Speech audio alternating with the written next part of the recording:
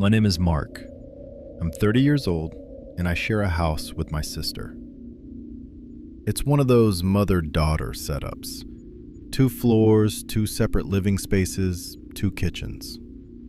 She takes the downstairs, I take the upstairs. It works well, mostly because she's barely ever home. She spends a lot of time at her boyfriend's place about 20 miles away, so more often than not, it's just me up there. And look, I'm 30. I know I'm 30. Being alone in a house at night shouldn't be a thing for me anymore. But I'd be lying if I said it never gets to me. This particular night, my sister was at her boyfriend's. I was on the couch watching a horror movie, which, in hindsight, was a fantastic choice. My upstairs is an open layout, so the living room, dining room, and kitchen are all one big space. My couch sits in the middle of it, which means my back faces most of the room. So I'm sitting there in the dark, nothing but the TV light, watching people get terrorized on screen, while an entire room full of darkness sits behind me. Really leaned into the evening. I caught myself glancing over my shoulder more than once. Movie ended, I brushed my teeth, shut off all the lights, went to bed. I woke up about 2 hours later, around 1 in the morning. I didn't know why at first. I just came out of sleep fast, like something had pulled me out. And then I heard it. A voice downstairs. My sister's voice. It wasn't coming from outside, not like she was knocking or calling through the door. It sounded like she was already inside the house, like she was just there, in her apartment, calling up to me. I was groggy, barely awake. My brain did what brains do at 1 in the morning. It took the easiest explanation. She must have come home. Maybe she had a fight with her boyfriend. I got up, shuffled into the pitch black hall, clicked on the light, and made my way toward the stairs. And I heard her voice again. Clearer this time. She was saying my name. I headed downstairs in the dark, calling back down to her. "What is it? What do you need?" I found the light switch in her kitchen, flicked it on.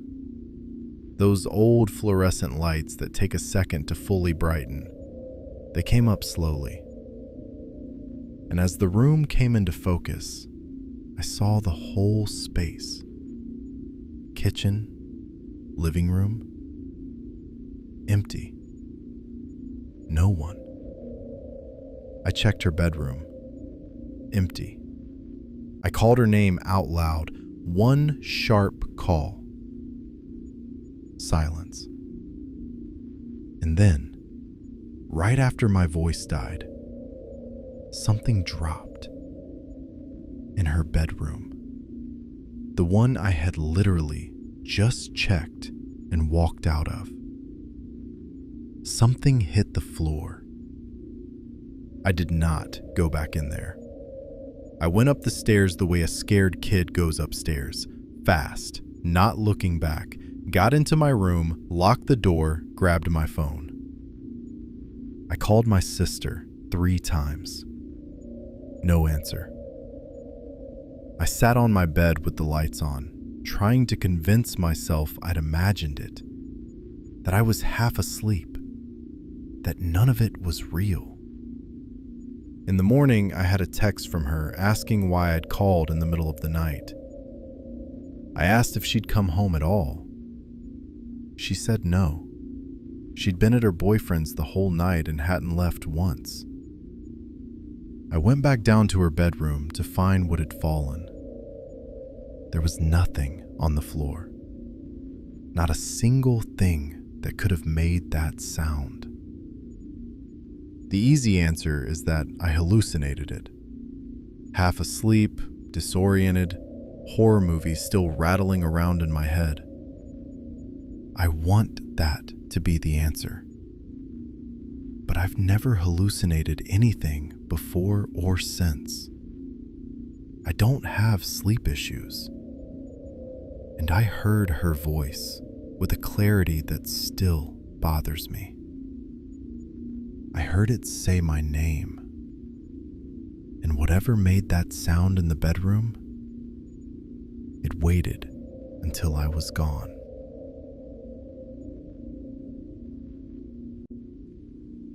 Growing up, I was alone a lot. My mom was a single parent, and she worked overnight shifts as a nurse. The brutal kind of schedule where she'd be gone all night, and you just have to figure it out. My older brother had gone off to college by then, so most of the time, at night, it was just me. I was 14 at the time of this. It was a weekend night. My mom was working. I had a girl over, Molly. We watched a couple movies, hung out. Eventually, her parents wanted her home, so she left. She'd been gone maybe 10 minutes. I was back in my room in bed, watching TV. My bedroom is upstairs, right above the backyard deck. So when someone dragged one of the deck chairs across the wood, I heard it. I got up and looked out the window. There was a man sitting in one of the chairs. Down on my deck, in my yard. At first I thought it was Molly coming back. She'd only just left. I called her name down. You looked up at me. It wasn't Molly. It wasn't anyone I recognized. I stepped back from the window, heart going. I texted my friends on the group chat, just to see if one of them was messing with me, pulling some stupid prank. The ones who responded all said no. I already knew it wasn't them.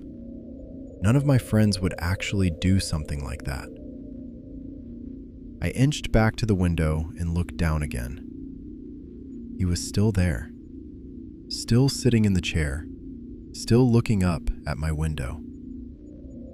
He could clearly see me.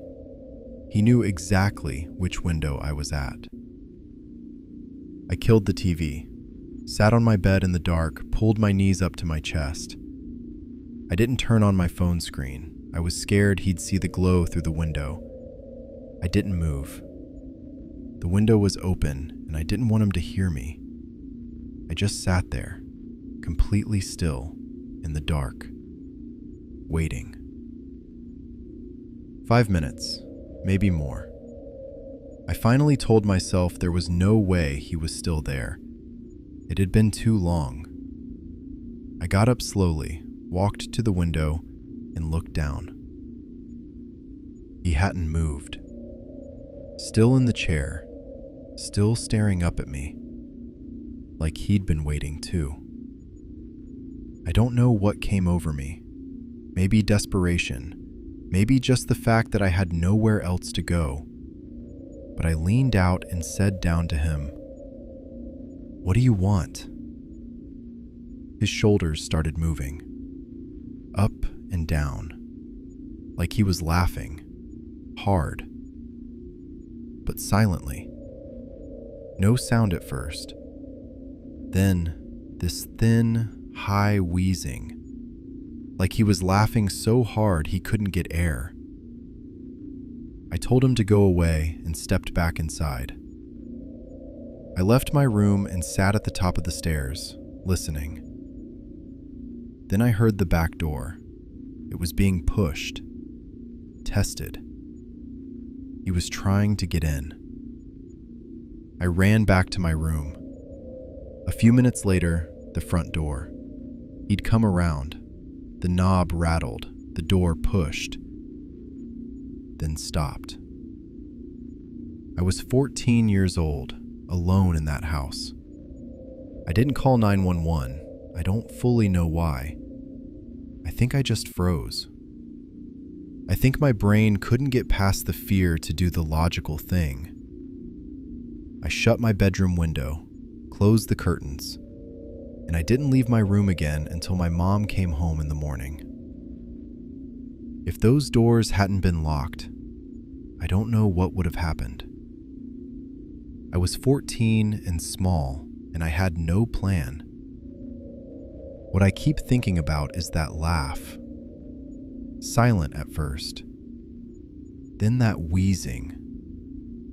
The sound of someone who found the whole thing genuinely funny.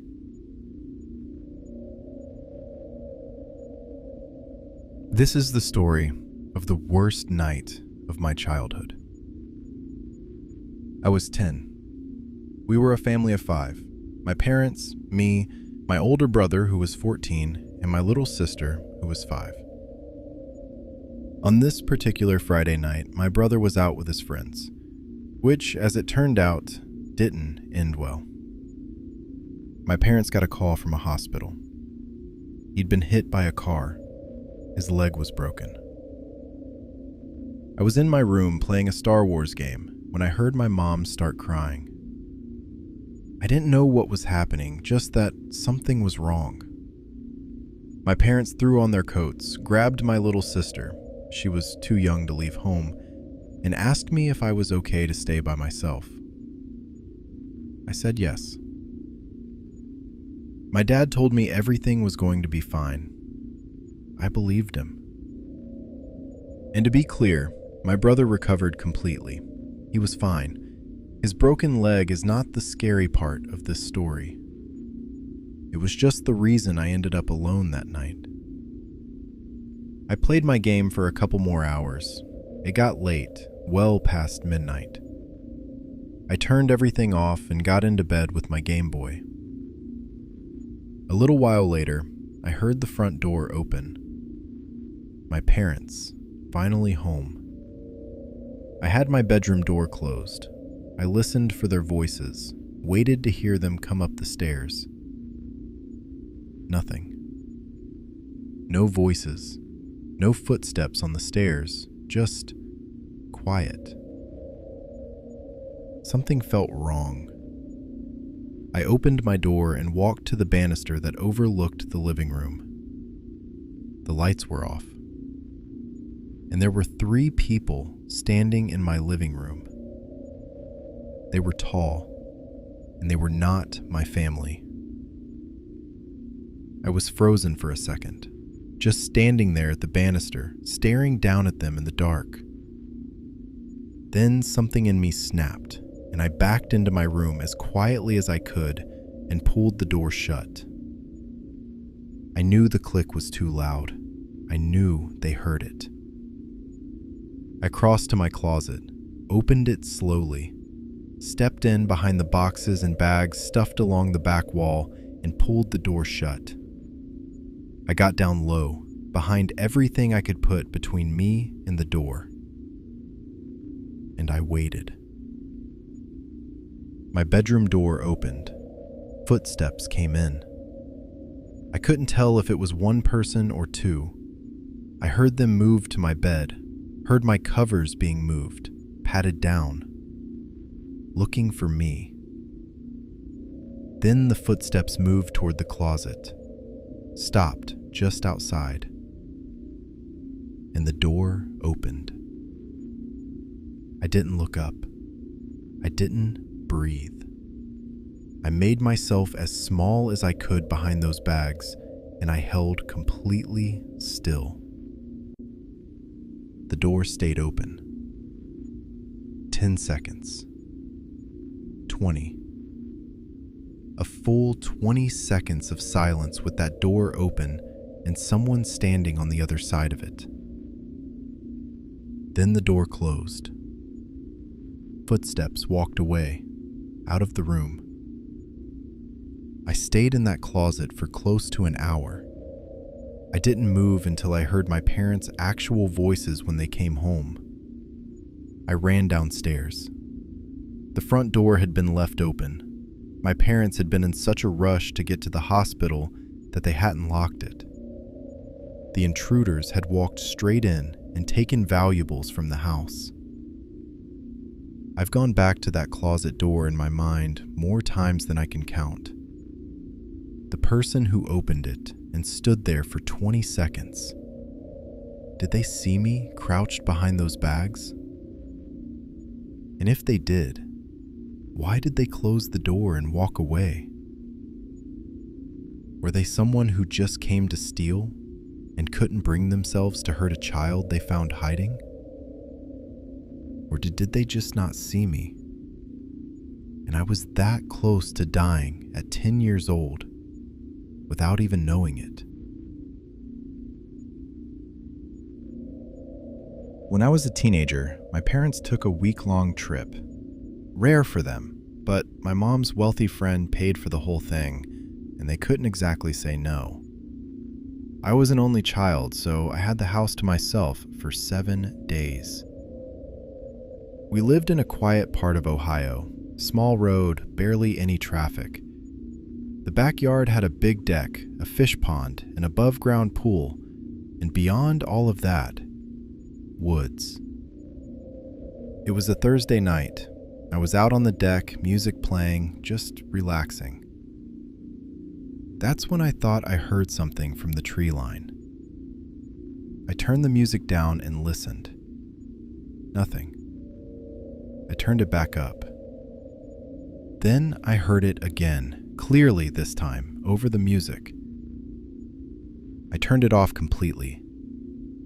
A voice, male, coming from somewhere in the trees, maybe 20, 30 yards out. "Hey, over here." My first thought was kids playing in the woods. It happened. This didn't feel alarming yet. I kept listening.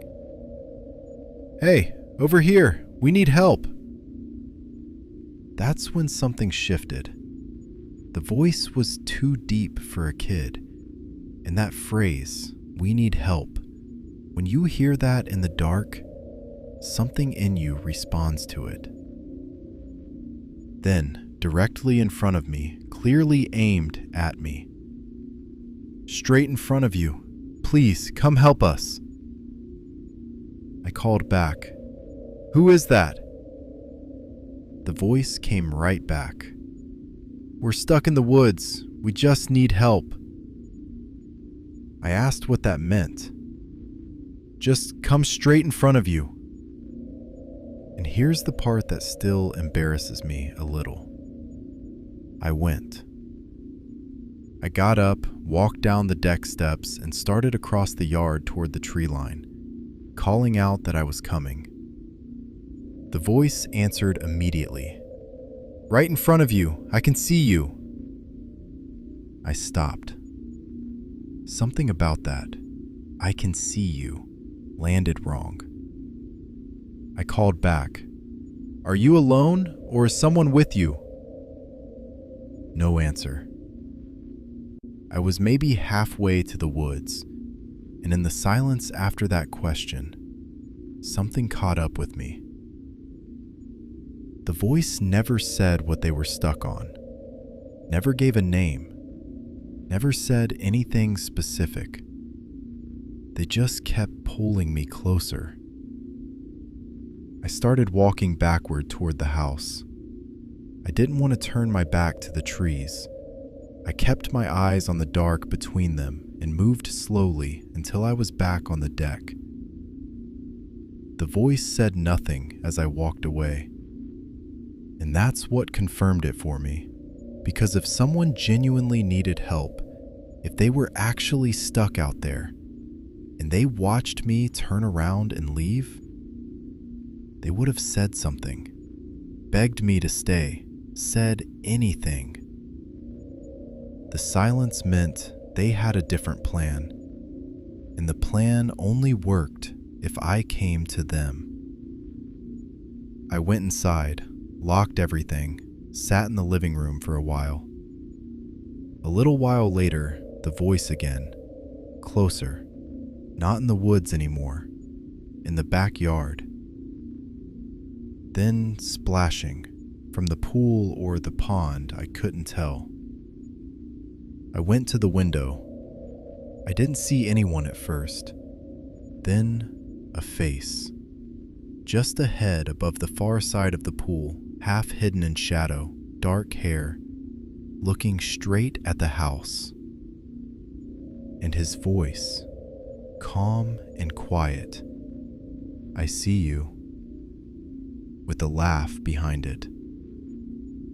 I closed the blinds, tried to ignore it, figured if I didn't engage, he'd lose interest and leave. Then the window exploded with sound, aggressive, hard banging right against the glass, and he was screaming on the other side. Not for help this time, just screaming. I screamed back, told him the police were coming, said it over and over, loud as I could, trying to sound like the crazier one. His laughing started up again on the other side of the glass, and then, slowly, it faded. He walked away. The thing that gets to me most isn't the banging or the screaming. It's the beginning. "We need help. We're stuck," said in a voice that knew exactly how to sound desperate enough to make someone get out of their chair, walk across their yard, and come into the dark. I was almost there.